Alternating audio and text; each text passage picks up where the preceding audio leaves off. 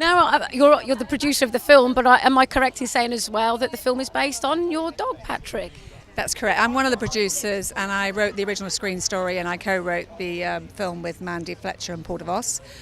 Yes, it is based on my own Patrick and my own love of dogs, really. And Yes, please.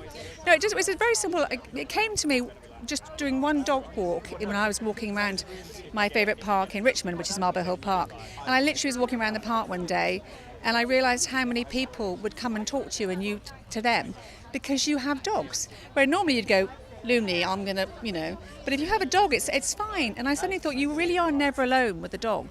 They're such great company, but also you meet so many people by having a dog.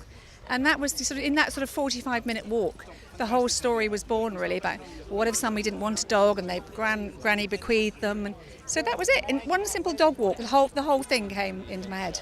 But I imagine as well it has to be a very human story. So the fact that the grandmother's bequeathed the dog, there's a sense of responsibility that comes with that.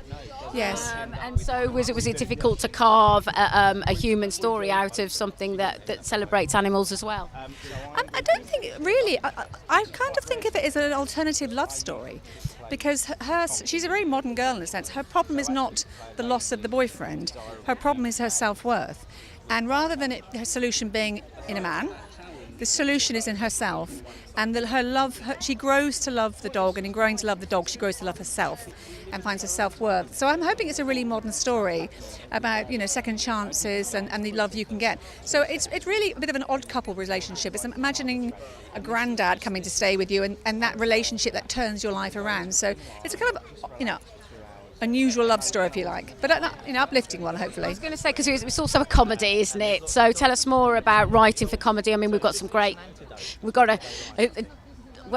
queen of comedy actually in the film, haven't we? We have several queens of comedy. You've got Mandie Fletcher, who is the greatest comedy director in the UK.